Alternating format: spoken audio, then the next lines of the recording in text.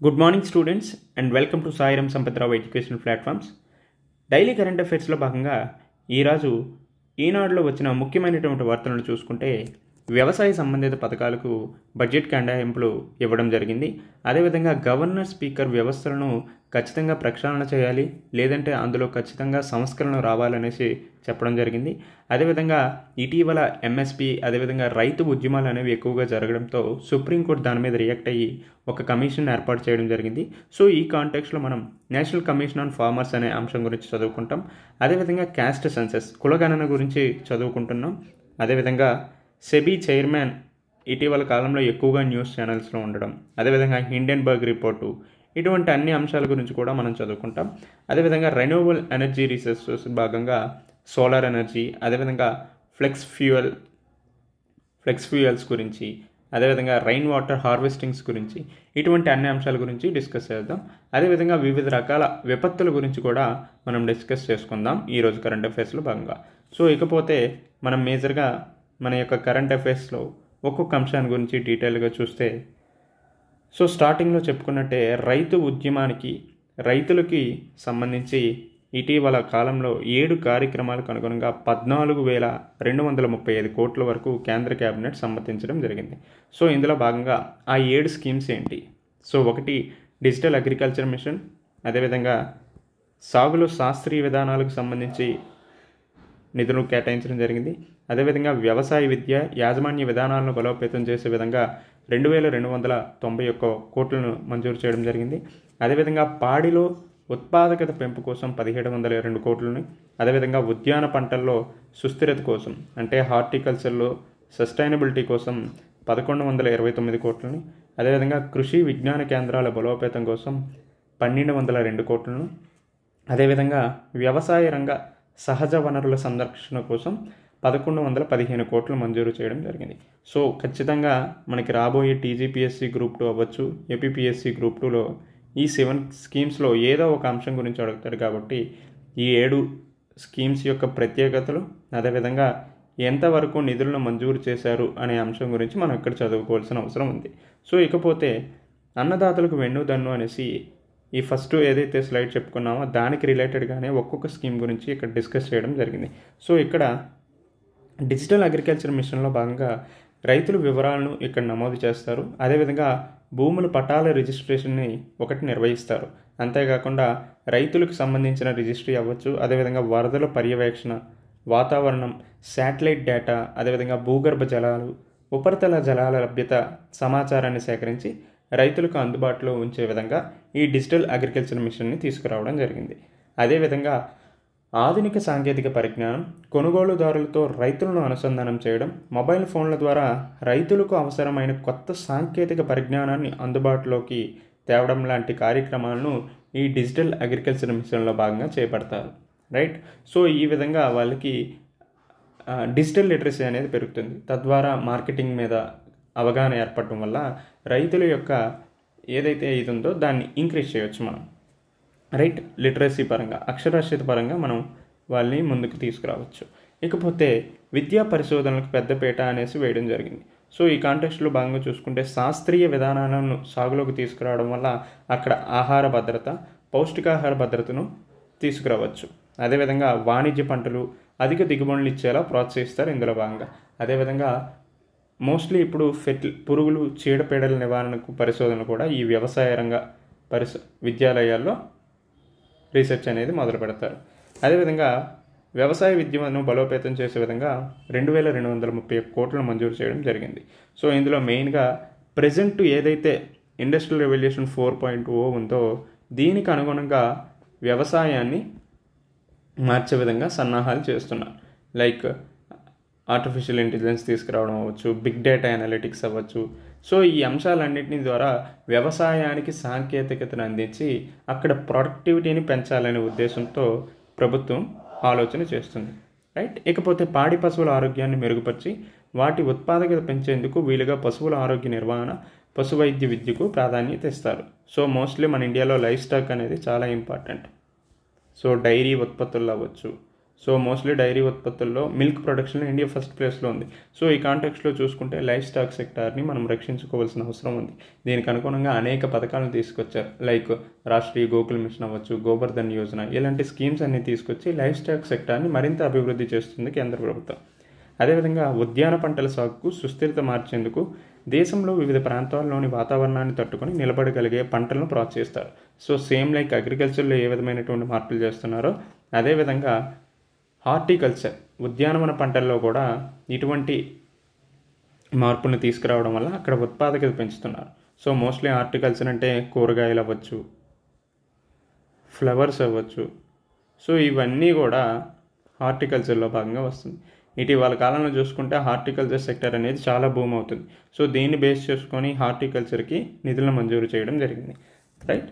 ఆ తర్వాత కృషి విజ్ఞాన కేంద్రాలను బలోపేతం చేయడం ద్వారా స్థానిక భాషల్లో రైతులను అవసరమైన సమాచారాన్ని అందిస్తారు.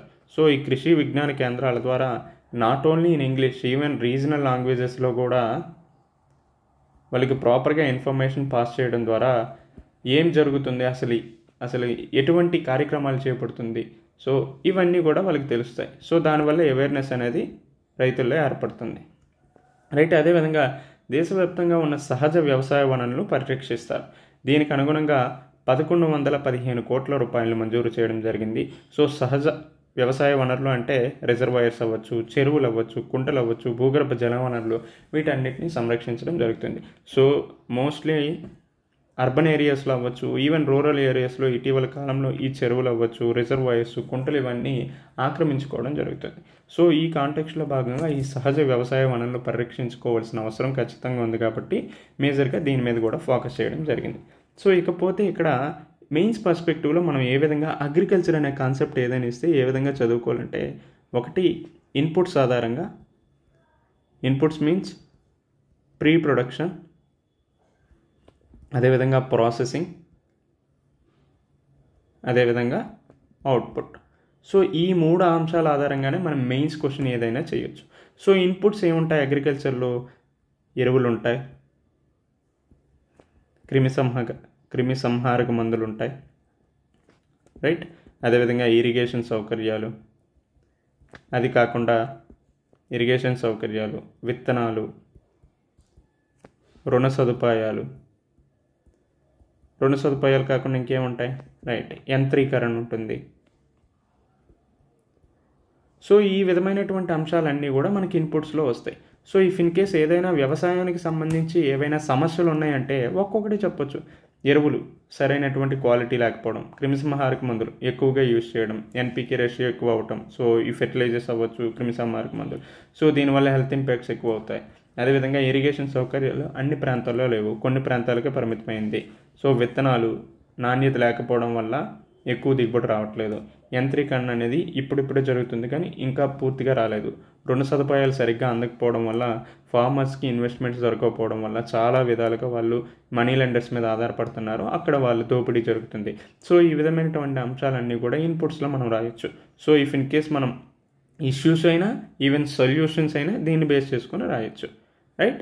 ఇకపోతే ప్రాసెసింగ్ అంటే ఒక్కొక్క సెక్టార్ గురించి చెప్తాం. లైక్ ప్రాసెసింగ్ అంటే ఇప్పుడు లైఫ్ స్టాక్ సెక్టార్ గురించి, అగ్రికల్చర్ అవ్వచ్చు, ఫిషరీస్ అవ్వచ్చు, ఇటువంటి అన్ని అంశాలను కూడా మనం కవర్ చేసుకుంటాం.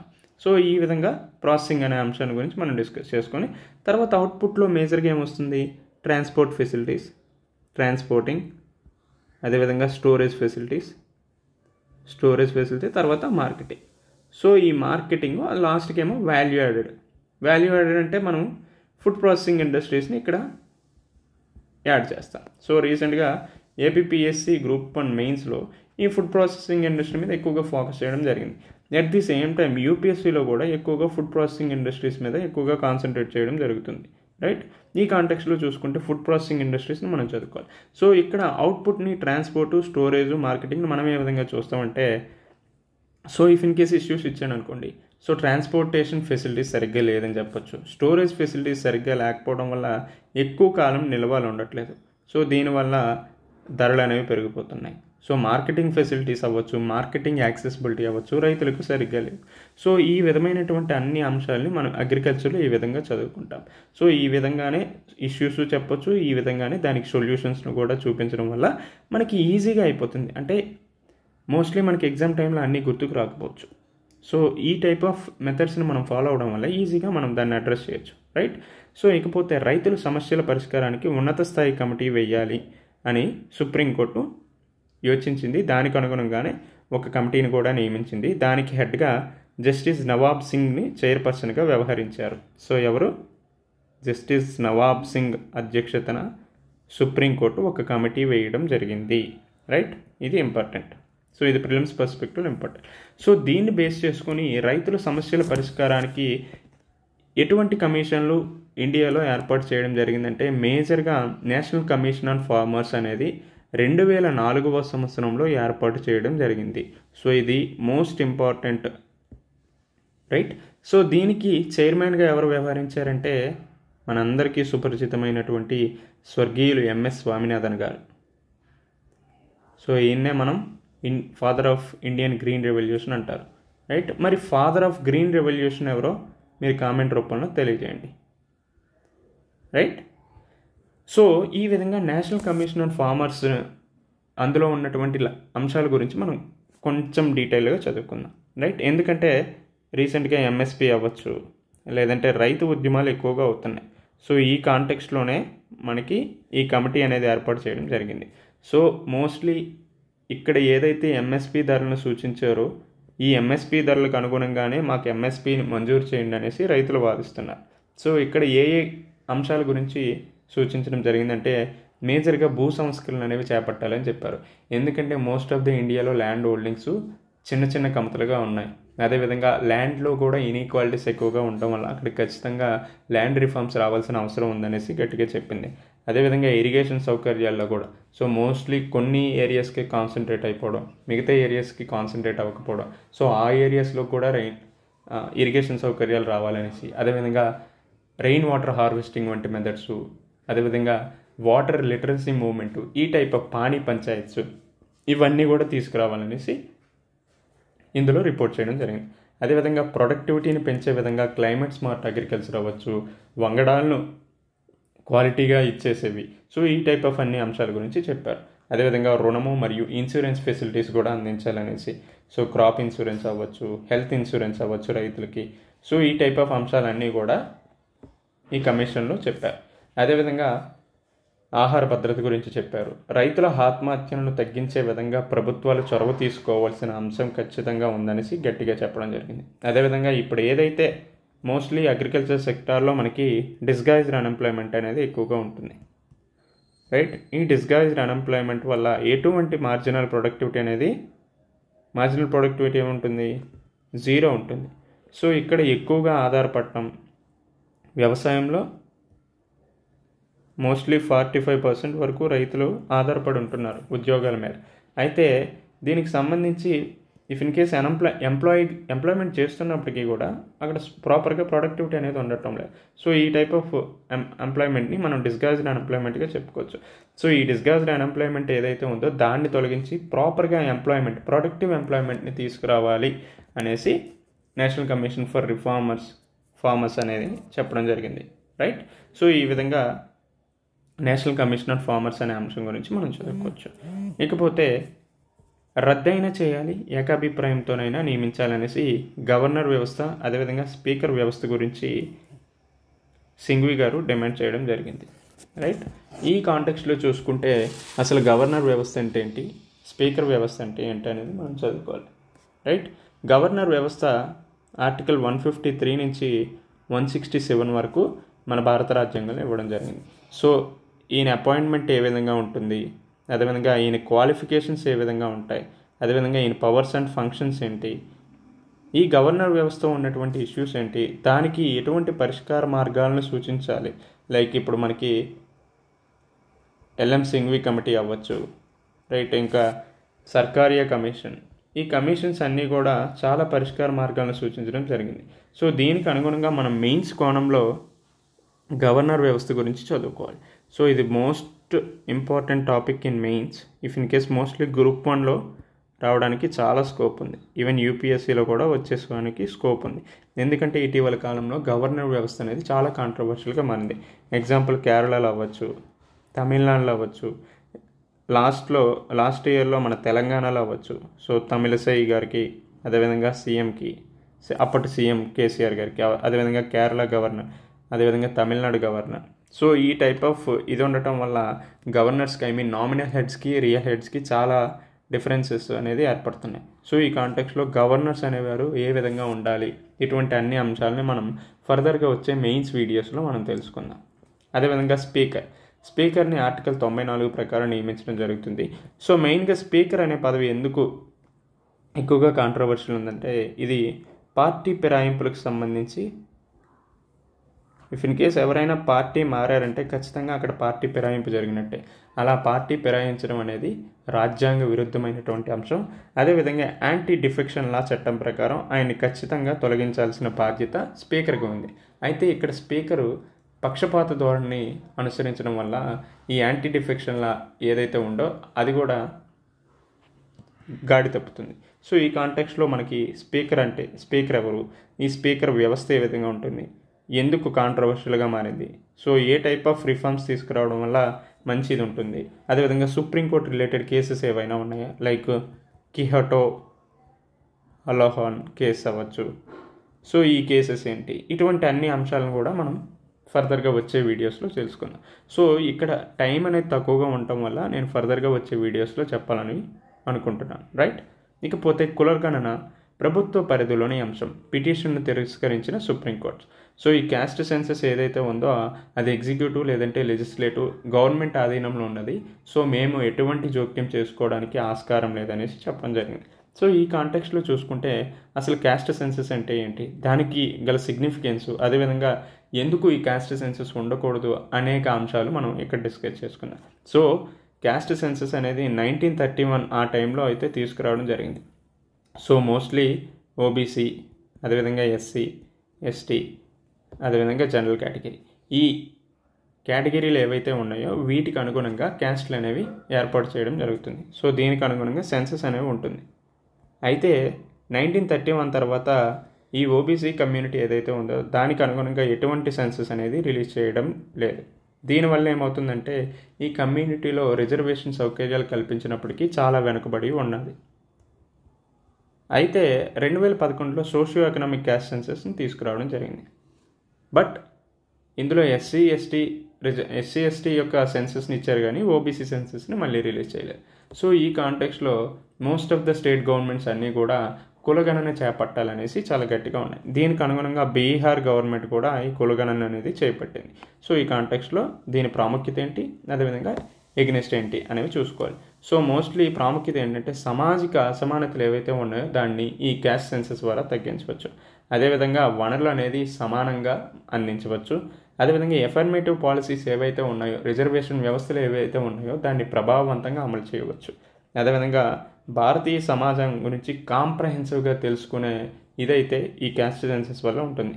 అదేవిధంగా ఆర్టికల్ 340 ప్రకారం ఇది ఒక రాజ్యాంగ నిబంధన కాబట్టి ఖచ్చితంగా తీసుకురావాల్సిన అవసరం అయితే ఉన్నదనేసి మనం వాదించవచ్చు. అయితే దీనికి ఎగనెస్ట్గా కూడా మనం కొన్ని అంశాల గురించి చెప్పచ్చు. ఎందుకంటే ఈ కులగణన అనేది మళ్ళీ రావటం వల్ల కుల వ్యవస్థ మరింత దృఢంగా అయ్యేచ్చు స్కోప్ అయితే ఉంటుంది. అదేవిధంగా కులానికి సంబంధించి ఎటువంటి అర్థం ఇస్తారు అనేది కూడా మ్యాటర్, రైట్. అదే కాకుండా సామాజిక విభేదాలు సృష్టించడానికి స్కోప్ ఉంది. ఈ విధంగా ఏదైతే డైవర్సిటీ యూనిటీ ఉన్నదో ఇది విఘాతం కలిగే ఆస్కారం ఉంది. అదేవిధంగా ఫ్రెటర్నిటీ అనేది దెబ్బతింటుంది. రాజ్యాంగపరమైనటువంటి హక్కులు, రాజ్యాంగపరమైనటువంటి ఆశయాలు ఇక్కడ దెబ్బతింటాయి. సో ఈ విధంగా కులగణన గురించి ఎగనెస్ట్గా అంశాలు ఉన్నాయి. సో అయితే ఏం చేస్తే బాగుంటుంది అనేది మీరు కామెంట్స్ రూపంలో తెలియజేయండి. సో మీరేమనుకుంటున్నారు, సో క్యాస్ట్ సెన్సస్ మంచిదా లేకపోతే మంచిది కాదా, ఎఫర్మేటివ్ పాలసీస్ ఉండాలా లేదా అనే అంశాల గురించి మీరేమనుకుంటున్నారో కామెంట్స్లో చెప్పండి, రైట్. ఇకపోతే వృద్ధి పదంలో మందగమనం. సో నిన్న మనం డిస్కస్ చేసుకున్నట్టే ఎలక్షన్స్ కూడా రావటం వల్ల క్యాపిటల్ ఎక్స్పెండిచర్ అవ్వచ్చు, రెవెన్యూ ఎక్స్పెండిచర్ అనేది తగ్గింది. దానివల్ల గ్రోత్ రేట్ మీద చాలా ఇంపాక్ట్ చూపించింది. అందుకనే 5 త్రైమాసికాల్లో ఇదే ఫస్ట్ టైం 6.7%కి గ్రోత్ రేట్ పడిపోవడం. సో ఈ కాంటెక్స్లో ఇది నేను చదువుకుందే. సో ఇది అంతగా ప్రస్తుతానికైతే ఇంపార్టెంట్ కాదు, ఎందుకంటే ఇది క్వార్టర్లీ బేస్డ్ ఇవ్వడం జరిగింది, రైట్. సో ఇక్కడ ఏం మేజర్గా చెప్పారంటే అగ్రికల్చర్ సెక్టారు, సర్వీస్ సెక్టార్ అనేది చాలా వరకు తగ్గింది, దానివల్ల గ్రోత్ రేట్ అనేది తగ్గిందని చెప్పారు. ఇకపోతే అక్టోబర్ నుంచి దేశీయంగా రేట్ల కోత అనేది జరుగుతుంది. సో మేజర్గా గ్రోత్ రేట్స్ అనేవి పెరిగాయి. అదేవిధంగా ఇన్ఫ్లేషన్ కూడా కంట్రోల్లోకి రావడం వల్ల ఇప్పటి వరకు interest rates, RBI interest rates ఏవైతే పెంచుతూ పోయిందో దాన్ని తగ్గించే స్కోప్ ఉందనేసి చెప్పారు, రైట్. ఈ విధంగా మనం మానిటరీ పాలసీ కమిటీ అంటే ఏంటి, సో మానిటరీ పాలసీ కమిటీలో ఇన్ఫ్లేషన్ టార్గెట్ ఏ విధంగా పెట్టుకుంటారు, సో 4+or-2%. సో ఈ విధంగా చదువుకోవచ్చు. సో ఇక్కడ ఇన్ఫ్లేషన్ పెరగటం వల్ల ఆర్బీఐ ఇంట్రెస్ట్ రేట్స్ని ఎందుకు పెంచుతుంది అనేది మనందరికీ వచ్చే ఒక డౌట్. సో ఇన్ఫ్లేషన్ పెరగడం అంటే మనీ సప్లై అనేది పెరగడం. సో ఈ మనీ సప్లైని కంట్రోల్ చేయాలంటే ఖచ్చితంగా ఆర్బీఐ తన యొక్క ఏవైతే మెజర్స్ ఉంటాయో, like qualitative measures and quantitative measures ఏవైతే ఉంటాయో దాన్ని ఖచ్చితంగా ఇంక్రీజ్ చేయాల్సిన అవసరం ఉంటుంది. ఫర్ ఎగ్జాంపుల్ బ్యాంక్ రేట్స్ అవ్వచ్చు, రెపో రేట్ అవ్వచ్చు, రివర్స్ రెపో రేట్స్ అవ్వచ్చు, ఓకే. అదేవిధంగా ఓపెన్ మార్కెట్ ఆపరేషన్స్ అవ్వచ్చు, సిఆర్ఆర్ అవ్వచ్చు, ఎస్ఎల్ఆర్ అవ్వచ్చు. ఇవన్నీ కూడా ఇన్ఫ్లేషన్ పెరిగినప్పుడు ఖచ్చితంగా వీటిని ఇంక్రీజ్ చేస్తారు. తద్వారా మనీ సప్లైని కంట్రోల్ చేయడం వల్ల ద్రవ్యోల్బణాన్ని తగ్గించవచ్చు. సో ఈ విధంగా చూసుకుంటే అక్టోబర్ నుంచి దేశీయంగా రేట్ల కోత ఉంటుందనేసి మనం అంచనా వేయచ్చు. ఎందుకంటే ఇన్ఫ్లేషన్ అనేది ఇటీవల కాలంలో కంట్రోల్ అవుతూ వస్తుంది. ఈవెన్ ఫుడ్ ఇన్ఫ్లేషన్ కూడా సాధారణ స్థాయిలోకి రావడానికి ప్రయత్నిస్తున్నాయి. సో ఇదంతా కూడా ఒక మంచి ఇంపాక్ట్ అని చెప్పుకోవచ్చు. సో ఇకపోతే సెబీ చైర్మన్గా ఉంటూనే ఐసిఐసికి సేవలు అందించారనేసి ప్రధానంగా సెబీ చైర్మన్ అయినటువంటి మాధవి పూరిపుచ్పై ఆరోపణలు అనేవి వస్తున్నాయి. ఇటీవల కాలంలో ఈవిడ చాలా కాంట్రవర్షియల్గా ఉన్నారు. ఎందుకంటే రీసెంట్గా వచ్చిన హిండెన్బర్గ్ రిపోర్ట్లో కూడా ఈవిడ పేరు రావడం, అదానికి ప్రోగా ఉండడం, అదాని ఆఫ్షోర్ ఫండ్స్ ఏవైతే ఉన్నాయో అందులో ఇన్వెస్ట్ చేశారనేసి అలిగేషన్స్ రావడం, వీటన్నిటి వల్ల సెబీ అనేది ఎక్కువగా న్యూస్లో ఉంది. At the same time SEBI chairman అయినటువంటి మాధవి పూరిపుచ్ కూడా ఎక్కువగా న్యూస్లో ఉండడం జరిగింది. సో ఈ కాంటెక్స్ట్లో చూసుకుంటే సెబీ ఎప్పుడు ఏర్పడింది, అదేవిధంగా సెబీ జ్యుడిషియల్ బాడీనా లేకపోతే స్టాట్యూటరీ బాడీనా అనే అంశం గురించి చూసుకోవాలి. సో క్యాపిటల్ మార్కెట్స్ని రెగ్యులేట్ చేయడానికి 1988లో సెబీ అనేది ఏర్పాటు చేయడం జరిగింది. అయితే 1992లో అర్షద్ మెహతా స్కామ్ అనేది మన అందరికీ తెలుసు. సో ఈ అర్షద్ మెహతా స్కామ్ వల్ల స్టాట్యూటరీ బాడీగా మారింది. ఒక చట్టం తీసుకొని వచ్చి సెబీని స్టాట్యూటరీ బాడీగా చేశారు. ఏ ఇయర్లో? 1992లో. సో ఆ తర్వాత నుంచి క్యాపిటల్ మార్కెట్స్ మీద పూర్తిగా రెగ్యులేటరీ అధికారాలన్నీ కూడా సెబీకి అందివ్వడం జరిగింది. సో ఇది సెబీకి సంబంధించినటువంటి అంశం. అయితే ఈ హిండెన్బర్గ్ రిపోర్ట్లో భాగంగా అసలు హిండెన్బర్గ్ అంటే ఏంటి అనే అంశం గురించి చూస్తే, హిండెన్బర్గ్ అనేది ఒక యుఎస్ బేస్డ్ ఇన్వెస్ట్మెంట్ ఫామ్. ఎక్కడైతే కరప్షన్స్, ఫ్రాడ్స్ జరుగుతాయో అక్కడ ఇన్వెస్టిగేషన్ చేసి దానికి సంబంధిత రిపోర్ట్స్ అనేది ఈ హిండెన్బర్గ్ వాళ్ళు రిలీజ్ చేస్తారు. దీనికి అనుగుణంగానే అదానికి సంబంధించి మన ఇండియన్ స్టాక్ మార్కెట్లో కొన్ని స్కామ్స్ జరిగాయనేసి ఈ హిండెన్బర్గ్ చెప్పడం జరిగింది. సో ఈ హిండెన్బర్గ్ అనేది 2017లో ఏర్పాటు చేయడం జరిగింది. దీని హెడ్ ఎవరంటే ఆండర్సన్. సో అదాని శాండిల్ ఏం చేసిందంటే మేజర్గా స్టాక్ ఏవైతే ఉన్నాయో వాటిని మ్యానిపులేట్ చేసింది. అదేవిధంగా అకౌంటింగ్ ఫ్రాడ్స్ అనేవి చేయడం జరిగింది.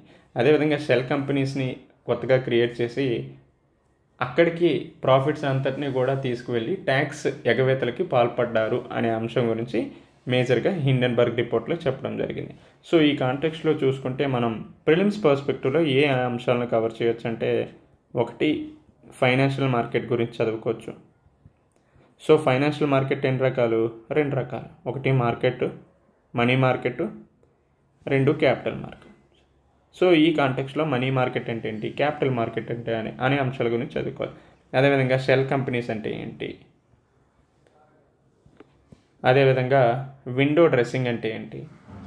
So window dressing is nothing but ఏదైతే అకౌంటింగ్ ఉంటుందో దాన్ని మ్యానిపులేషన్ చేయడం.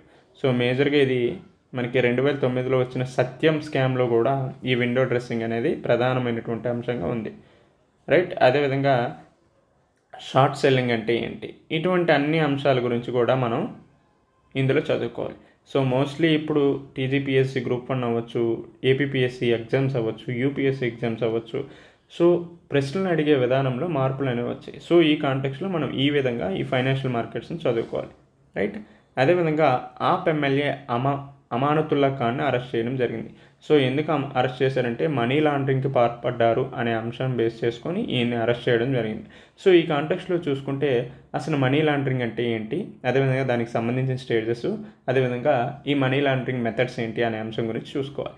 సో మనీ లాండరింగ్ అంటే ఏదైతే డర్టీ మనీ ఉంటుందో, లైక్ ఇల్లిసిట్ మనీ ఉంటుందో దాన్ని లీగల్ మనీగా మార్చడమే మనీ లాండరింగ్గా చెప్పుకోవచ్చు. సో ఇక్కడ వర్డ్ బ్రేక్ చేస్తే ఇక్కడ లాండరింగ్ అనేది ఉంటుంది.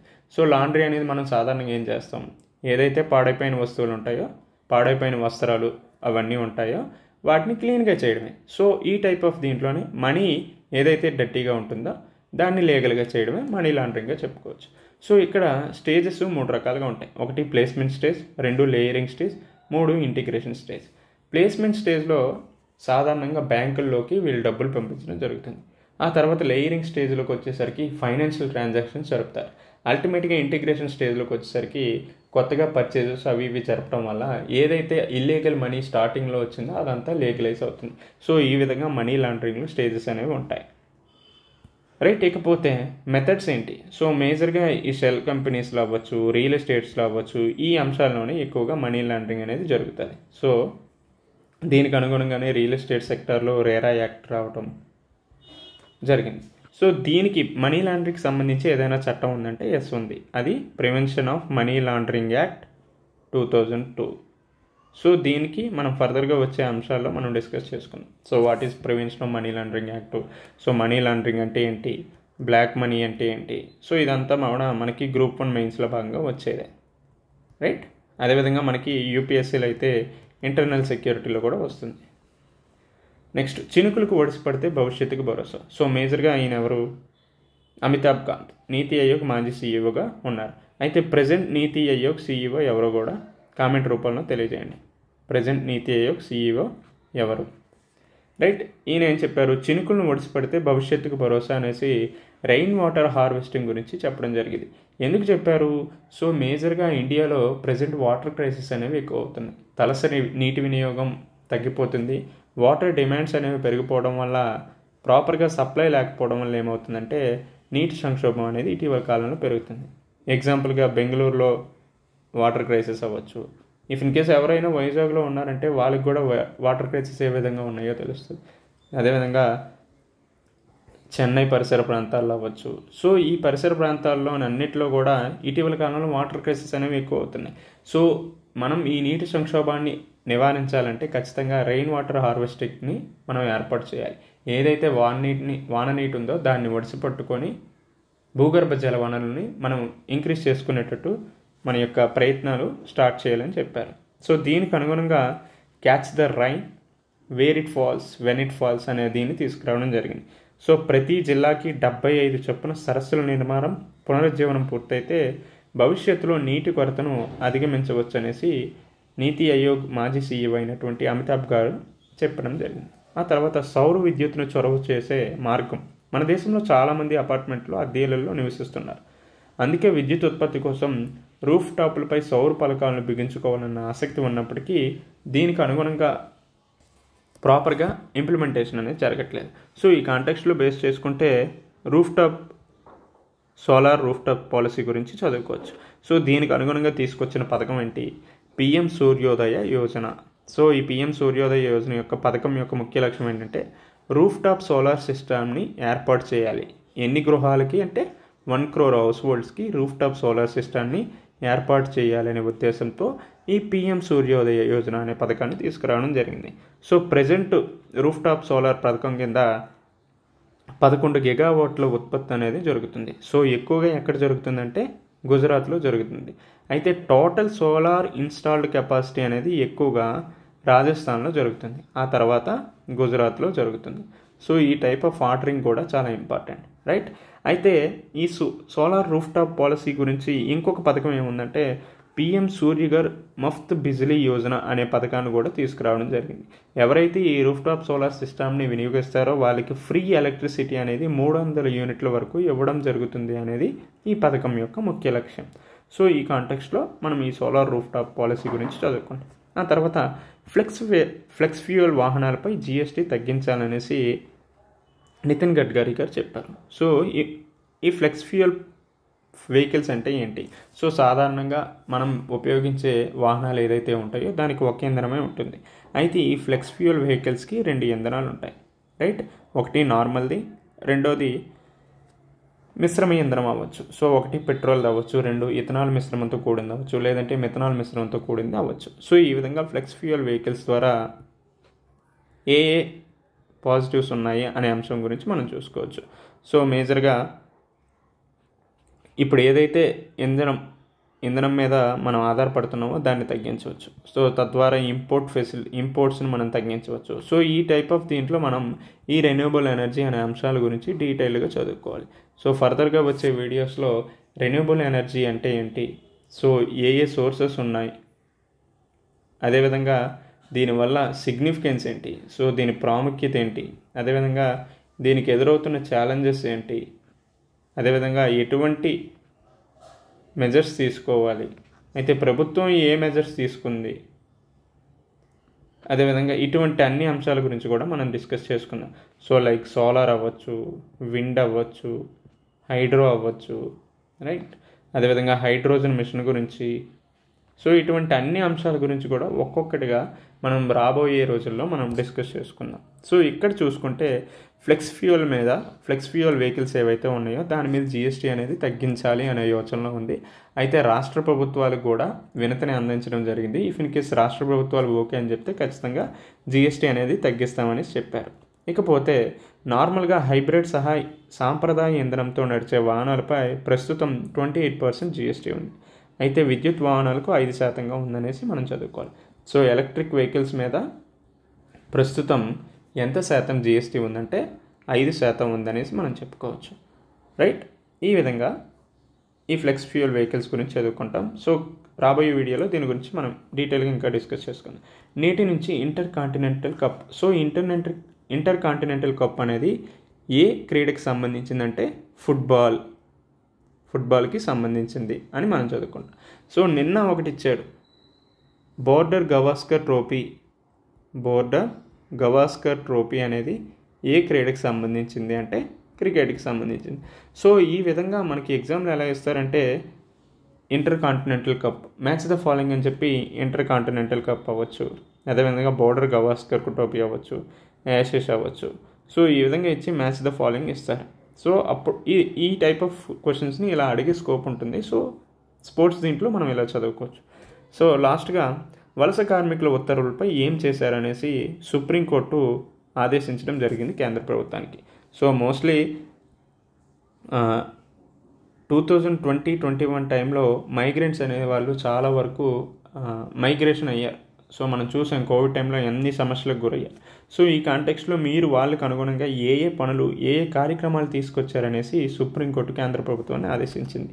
అయితే ఈ కాంటెక్స్లో ఏ పనులు ఏ కార్యక్రమాలు తీసుకొచ్చారంటే ప్రధానమంత్రి గరీబ్ కళ్యాణ్ యోజన అవ్వచ్చు, స్వానిధి స్కీమ్ అవ్వచ్చు, ఈ శ్రమ్ పోర్టల్, ఇటువంటి అన్ని పథకాలని కూడా తీసుకురావడం జరిగింది. సో ఇదే కాకుండా one nation one ration card విధానాన్ని తీసుకొచ్చింది, రైట్? సో ఈ విధంగా అనేక పాలసీలను తీసుకొచ్చి మైగ్రెంట్ వర్కర్స్ ఇష్యూస్ ఏవైతే ఉన్నాయో దాన్ని చాలా వరకు సాల్వ్ చేయడానికి కేంద్ర ప్రభుత్వం పనిచేస్తుందని చెప్పచ్చు. సో ఇకపోతే రీసెంట్గా మన తెలుగు రాష్ట్రాల్లో ఫ్లడ్స్ అనేవి చాలా ఎక్కువగా వచ్చాయి. సో దీన్ని బేస్ చేసుకొని డిజాస్టర్స్ గురించి మనం చదువుకోవాలి. సో ఇక్కడ ఏ డిజాస్టర్ వల్ల ఎంత నష్టం జరిగింది అనే అంశం గురించి మనకి టేబులర్ ఫార్మాట్లో ఇచ్చారు. సో ఈ టైప్ ఆఫ్ వేలో మనం మెయిన్స్లో ప్రజెంట్ చేస్తే చాలా వాల్యూ యాడెడ్గా ఉంటుంది. సో మార్క్స్ కూడా ఎక్కువ రావడానికి స్కోప్ అనేది ఉంది. సో ఇక్కడ చూసుకుంటే డిజాస్టర్స్ ఎన్ని రకాలు ఉన్నాయో చెప్పారు. వరదలు అనేసి, అదేవిధంగా భూకంపాలు అనేసి, అదేవిధంగా తుఫాన్లని, అదేవిధంగా కరువులు, అదేవిధంగా ఉష్ణోగ్రతలు పెరిగిపోవడం, అదేవిధంగా హిమానీ నది సరస్సులు ముంచెత్తడం వల్ల glacier lake out bus flood అవ్వచ్చు, అదేవిధంగా క్లౌడ్ బస్ట్ అవ్వచ్చు, కుండపోత వర్షాలు ఏర్పడటం, అదేవిధంగా ఫారెస్ట్ ఫైర్స్ అని అవ్వచ్చు, అదేవిధంగా ఇండస్ట్రియల్ డిజాస్టర్స్ అవ్వచ్చు. అదే కాకుండా ఇండస్ట్రియల్ డిజాస్టర్సే కాకుండా ల్యాండ్ స్లైడ్స్ కావచ్చు. ల్యాండ్ స్లైడ్స్ అంటే కొండపై చర్యలు విరిగిపడడం. సో రీసెంట్గా వైనాడులో జరిగింది కదా, సో ఈ కొండ చర్యలు విరిగిపడడం, అదేవిధంగా అవలాంచెస్, సో మంచు చర్యలు విరిగిపడడం, అవలాంచెస్, ఈ విధమైనటువంటి విపత్తులన్నిటి గురించి కూడా మనం ఒక్కొక్కటిగా డీటెయిల్గా డిస్కషన్ చేసుకోవాలి. సో ఇవన్నీ కూడా మనకి మెయిన్స్ పర్స్పెక్టివ్లో చాలా చాలా ఇంపార్టెంట్. ఖచ్చితంగా ఈ 10 డిజాస్టర్లో ఏదో ఒక డిజాస్టర్ గురించి ఖచ్చితంగా మనకి అడుగుతారు. ఎందుకంటే ఇటీవల కాలంలో హీట్ వేవ్స్ అవ్వచ్చు, హీట్ వేవ్స్ చాలా ఎక్కువగా ఉన్నాయి. అదేవిధంగా ల్యాండ్ స్లైడ్స్ అనేవి చాలా ఎక్కువగా జరుగుతున్నాయి. సో కొండపై చర్యలు విరిగిపడటం అనేది ప్రధానమైనటువంటి సమస్యగా ఉంది. అదేవిధంగా గ్లేషియర్ లేక్ అవుట్బస్ట్ ఫ్లడ్స్ అవ్వచ్చు, లేదంటే పట్టణ వరదలు అవ్వచ్చు. ఇటువంటి అన్ని సమస్యలు అనేవి ప్రధానంగా ఉన్నాయి. సో దీనికి కారణాలేంటి, దీనికి ప్రభుత్వం తీసుకుంటున్న చొరవలేంటి, ఇవన్నీ కూడా మనం డిజాస్టర్ మేనేజ్మెంట్ భాగంలో చదువుతాం. సో ఇది ఈరోజుకి current affairs video. I hope మీ అందరికీ అర్థమైందని అనుకుంటున్నా. మళ్ళీ రేపు నెక్స్ట్ వీడియోలో ఇదే సమయానికి కలుసుకుందాం. Until then take care, bye, have a good day.